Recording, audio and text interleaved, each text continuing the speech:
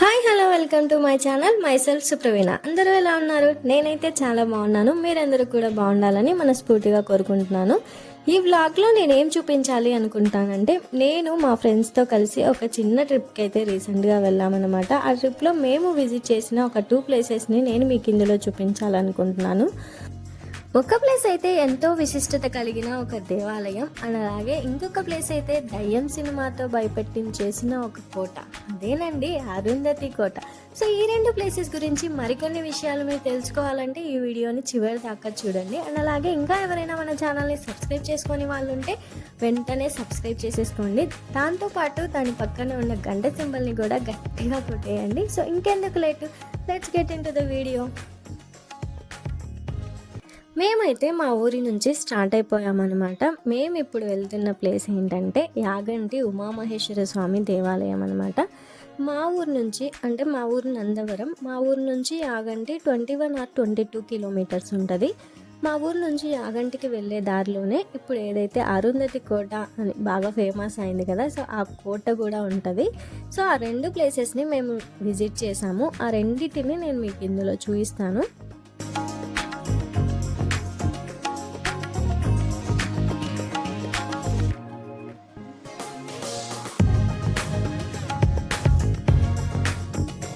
మేము యాగంటికి అయితే రీచ్ అయిపోయాము. మీరు ఇక్కడ చూడొచ్చు, కొండల మధ్యలో దేవాలయం గోపురం లొకేషన్ వ్యూ ఎంత బాగుంది అనేది. ఈ దేవాలయం గురించి చెప్పడానికి చాలానే విశిష్టతలు ఉన్నాయి. అలాగే ఈ టెంపుల్లో కొన్ని మూవీ సీన్స్ కూడా షూటింగ్ జరిగాయన్నమాట.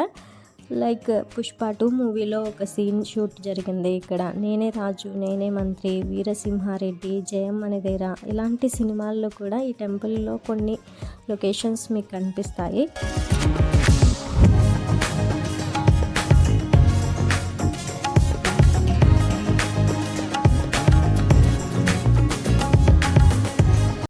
ఈ టెంపుల్ ఆవరణలో కొన్ని గుహలు కూడా ఉన్నాయన్నమాట. వీరబ్రహ్మేంద్ర స్వామి గుహ అని, అగస్త్యముని గుహ అని, వెంకటేశ్వర స్వామి గుహ అని, సో ఇలాంటి పేర్లతో కొన్ని గుహలు కూడా ఉన్నాయి. వాటికి కూడా ఒక ప్రత్యేకమైన విశిష్టత ఉంది.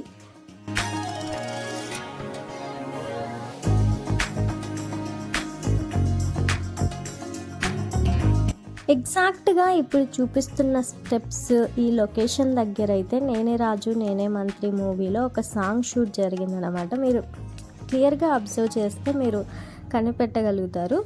సో ఇలా ఎంటర్ అవ్వగానే ఇక్కడ మనకి ఒక పుష్కరిణి కనిపిస్తుంది. ముందుగా గుడి లోపలికి వెళ్ళాలి అంటే ఇక్కడ స్నానం చేసి గుడి లోపలికి వెళ్ళాలి అనే ఒక ఆచారం ఉందన్నమాట.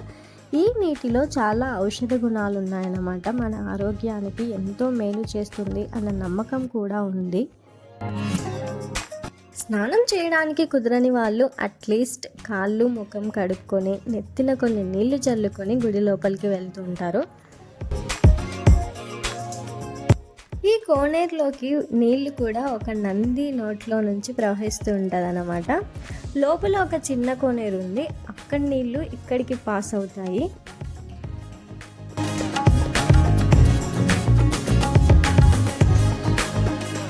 ఈ కోనేరు దగ్గర కూడా కొన్ని మూవీస్లో కొన్ని సీన్స్ అనేవి షూట్ చేశారు. నేనే రాజు నేనే మంత్రి ఒక సాంగ్లో కొన్ని సీన్స్ షూట్ చేశారు. అలాగే సీనియర్ ఎన్టీఆర్ నటించిన పోతులూరి వీరబ్రహ్మేంద్ర స్వామి కాలజ్ఞానం ఉంది కదా, దాంట్లో కూడా కొన్ని సీన్స్ షూట్ చేశారు. అలాగే నాగార్జున నటించిన అన్నమయ్యలో కూడా కొన్ని సీన్స్, ఒక పాటలో కొన్ని స్టెప్స్ ఇక్కడ షూట్ చేసినారనమాట.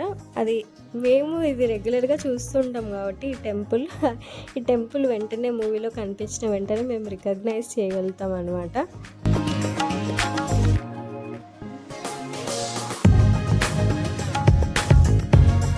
ఈ కోనేరుకి కూడా 4 దిక్కుల 4 గోపురాలు ఉంటుంది. అలాగే మధ్యలో ఒక చిన్న గోపురం ఉంటుంది. ఈ మధ్య దాంట్లో ఏంటంటే ఒక చిన్న నంది ఉంటుంది. మహానందిలో కూడా ఇలానే ఉంటుంది కోనేరు. ఇలాగ మధ్యలో ఏంటంటే శివలింగం ఉంటుంది అన్నమాట. అలా కోనేరు నుంచి ముందరి వైపు వచ్చేసినాము అని అంటే గుడి ముందరి భాగాన్ని చేరుకుంటాం మనం. ఇంకొంచెం ముందరికి వెళ్తే గుడి లోపలికి వెళ్ళిపోవచ్చు. ఇక్కడ గుడి గోపురం కనిపిస్తుంది కదా, ఇది 5 అంతస్తులు ఉందన్నమాట. ఇది ఇక్కడ గొప్ప గొప్ప రాజుల చేత ఈ దేవాలయం అనేది డెవలప్ చేయబడింది. ఇప్పుడు మనం ఈ ఉమామహేశ్వర దేవాలయం యొక్క చరిత్ర గురించి మాట్లాడుకుందాం. పూర్వం ఒకసారి అగస్త్య ముని మహర్షి ఈ ప్లేస్ని సందర్శించినప్పుడు ఇక్కడ వెంకటేశ్వర స్వామి విగ్రహాన్ని ప్రతిష్ఠించాలని అనుకుంటాడు. అలా అనుకున్న తర్వాత వెంకటేశ్వర స్వామి విగ్రహాన్ని మొలుస్తున్నప్పుడు ఆ స్వామి విగ్రహానికి ఉన్న కాలి బొటన వేలుకున్న గోర్ అనేది విరిగిపోతుంది. అలా అసంపూర్ణంగా చెక్కబడిన విగ్రహాన్ని ప్రతిష్ఠించి పూజలు చేయకూడదు అన్న ఉద్దేశంతో అలాంటి ఒక సందిగ్ధ పరిస్థితుల్లో అగస్త్య ముని మహర్షి శివుని కోసం తపస్సు చేస్తాడు. అప్పుడు శివుడు ప్రత్యక్షమై ఈ ప్రదేశం కైలాసాన్ని పోలి ఉందని, అందుచేత ఇక్కడ శివుని విగ్రహాన్ని ప్రతిష్ఠించమని చెబుతాడు. అప్పుడు ఆ మునీంద్రుడు, ఇక్కడ మీరు పార్వతీ సమేతంగా ఉమామహేశ్వరుని రూపంలో భక్తులకు దర్శనమివ్వాలని కోరతాడు. ఆ విధంగా ఇక్కడున్న శివలింగం పైన పార్వతీ పరమేశ్వరులు ఇద్దరూ కలిగి ఉంటారు. ఈ లింగంలో ఒక రకంగా చెప్పాలి అనంటే ఈ టెంపుల్లో మనం అర్ధనారీశ్వరుని రూపం చూడగలుగుతాం. ఇప్పుడు నేను చూపిస్తున్న దగ్గర ఈ వంతెన గుహ కనిపిస్తుంది కదా, పుష్ప 2 మూవీలో సీన్ ఇక్కడ షూట్ చేశారనమాట. వెంకటేశ్వర స్వామికి కిరీటం సమర్పించేది ఈ గుహలో ఉన్న స్వామికే సమర్పిస్తారు. గుడి లోపలికి వస్తే ఈ విధంగా ఉంటుంది. సో అక్కడ మీరు చూడొచ్చు ఆకాశ దీపం కనిపిస్తుంది కదా, అక్కడికి ఒక పూజారు డైలీ ఎక్కి అక్కడ దీపాన్ని వెలిగించొస్తారు. సో అది డే మొత్తం ఆరిపోకుండా వెలగాలన్నమాట. అది వెలుగుతుంది కూడా, అదే దేవుని మహత్యం అనుకోవాలి మనం. ఇప్పుడు నేను చూపించేది మెయిన్ టెంపుల్ బ్యాక్ సైడ్ అనమాట. ఇక్కడ కూడా చిన్న చిన్న దేవాలయాలు అనేవి ఉన్నాయి. ఈ చిన్న దేవాలయాల్లో కూడా స్వామి శివుడే ఉన్నారు. సో ఇలా మెయిన్ టెంపుల్లో ఉన్న లింగం కాకుండా చుట్టుపక్కల కూడా ఒక చిన్న చిన్న శివలింగాలు ఉండడం అనేది ఒక శివుని దేవాలయంలోనే సాధ్యం అన్నమాట. ఇక్కడ చూసుకుంటే నేను ఇందాక చెప్పాను కదా, లోపల ఒక చిన్న కోనేరు ఉంది, అక్కడ నుంచి నీళ్లు ఈ పుష్కరిణిలోకి వస్తాయి అని. సో ఆ చిన్న కోనేరు ఇదే అనమాట. ఇంట్లో నీళ్లు చాలా క్లియర్గా ఉంటాయి, చిన్న గుండు పిన్ని చేసినా కనిపిస్తుంది మనకు. అలాగే ఈ నీళ్ళు ఎక్కడి నుంచి వస్తున్నాయి అనేది కూడా ఇప్పటి వరకు ఎవరు కనిపెట్టలేకపోయారు. సహజంగా వస్తున్నాయి, కానీ ఎక్కడి నుంచి వస్తున్నాయో తెలియదు. ఈ ఆలయంలో ఉన్న మరొక విశిష్టత ఈ నంది స్వయంగా వెలిసిన నంది. ఎవరో ఎక్కడో చెక్కి ఇక్కడికి తీసుకొచ్చిన నంది అస్సలు కాదు, ఇక్కడే స్వయంభుగా వెలిసింది. అలాగే ఈ నందికున్న ప్రత్యేకత ఏంటి అని అంటే, ఇది సంవత్సరానికి కొద్దిగా పెరుగుతూ ఉంటుంది. అలాగా 20 సంవత్సరాలకి ఒకసారి ఒక అంగుళం అనేది పెద్దగా అవుతూ ఉంటుంది. ఇది స్టార్టింగ్లో ఈ 4 స్తంభాల మధ్యలోనే ఉన్నిందనమాట. ఇలా కాలక్రమేణా పెరుగుతూ ఇంత పెద్దగా అయ్యింది. పక్కనున్న స్తంభాలు కూడా కొంచెం పగిలిపోయాయి అన్నమాట. ఇది నిజమా అబద్ధమా అని చాలామంది అనుకుంటారు. కాకపోతే దీనికి అష్యూరెన్స్ ఆర్కియాలజీ డిపార్ట్మెంట్ వాళ్ళే ఇచ్చారు, ఇది కాలక్రమేణా పెరుగుతూ ఉంది అని చెప్పి. కలియుగం అంతమయ్యే నాటికి ఈ నంది లేచి రంకె వేస్తుందని పోతులూరి వీరబ్రహ్మేంద్ర స్వామి తన కాలజ్ఞానంలో చెప్పారు. సో అలాగే ఈ నంది చెవిలో ఏదైనా కోరిక కోరుకుంటే అది తప్పకుండా తీరుతుంది అన్న నమ్మకం కూడా ఉందన్నమాట. ఈ ముందుగా చెప్పుకున్నట్టు విగ్రహాన్ని మొలుస్తున్నప్పుడు కాలి బొటన వేలు గోరు విరిగిపోయిందని చెప్పుకున్నాం కదా, ఆ విగ్రహాన్ని ఈ టెంపుల్కి ఉత్తరాన ఉన్న గుహలో ప్రతిష్ఠించారన్నమాట. ఇది తిరుపతిలో గుడి కట్టడానికి ముందే ఇక్కడ ఈ విగ్రహాన్ని ప్రతిష్ఠించారు.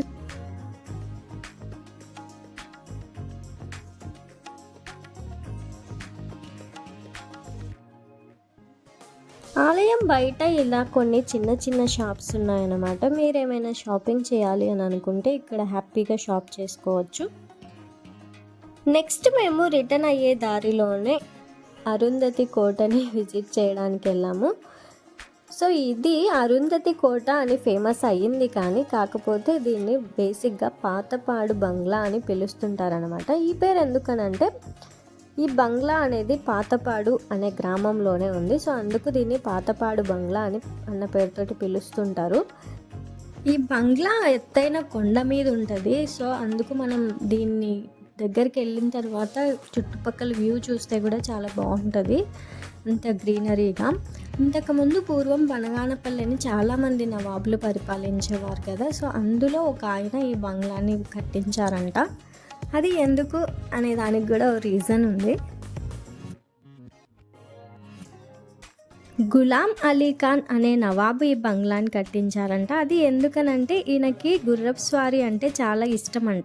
అలా ఒకసారి గుర్రాల వేమారెడ్డి అనే ఆయనతోటి గుర్రపు స్వారీలో గెలిచి ఆయన కూతుర్నే తీసుకొచ్చుకున్నాడంట. ఆయన కూతుర్ని తీసుకొచ్చుకున్న తర్వాత తనని ఇట్లా ఒక మంచి బంగ్లాలో పెట్టాలి అని ఆయన అనుకున్నారంట. అందుకోసం ఈ బంగ్లాని ఆవిడ కోసం స్పెసిఫిక్గా కట్టించారంట. ఈ బంగ్లాని కట్టించడానికి కూడా వీళ్ళంతా మంచి స్టోన్స్ యూజ్ చేసినారు. చాలా బాగుంది కదా. స్టార్టింగ్లో ఆవిడ కోసం కట్టించినప్పటికీ దాని తర్వాత కాలక్రమేణా నవాబులందరూ ఈ బంగ్లాని రిలాక్సేషన్ పర్పస్, సేద తీరడం కోసం కూడా ఉపయోగించేవారంట. ఈ బంగ్లాని కట్టడం కోసం దాదాపు 5 సంవత్సరాలు రోజుకి 800 కూలీలు పనిచేసేవారంట. మనం దీని లోపలికి వెళ్తే ఇలా ఉంటుందన్నమాట. ఎక్కువ డోర్స్, కిటికీలు ఇలా ఓపెన్స్ ఉన్నాయి. ఇదంతా అప్పట్లో వెంటిలేషన్ కోసం ఏర్పాటు చేసుకున్నారు వీళ్ళలాగా. ఇంకా లోపలికి వెళ్తే ఇలా ఉందన్నమాట. పైన అంతా మొత్తం పడిపోయింది, చాలా ఏళ్ళు అయిపోయింది కదా. సో ఇలా ఒక రూమ్ నుంచి ఇంకొక రూమ్కి, ఒక రూమ్ నుంచి ఇంకొక రూమ్కి ఇలా డోర్స్ ఉన్నాయి. ఇక్కడంతా లవర్స్ మొత్తం పేర్లతో నింపేసినారు. ఇదేం నమ్మకమో గోడల మీద చెట్ల మీద పేర్లు రాస్తే జరుగుతుంది అన్నట్టు, కానీ అది మన రాతలో ఉంటే జరుగుతుంది కదా. వీడియో ఎలా అనిపించింది అనేది కింద కామెంట్లలో తెలపండి. వీడియో నచ్చితే ఖచ్చితంగా లైక్ చేసి షేర్ చేసేయండి. అలాగే నా ఛానల్ని సబ్స్క్రైబ్ చేసుకోండి. మళ్ళీ వచ్చే వీడియోలో మళ్ళీ కలుసుకుందాం. Bye guys.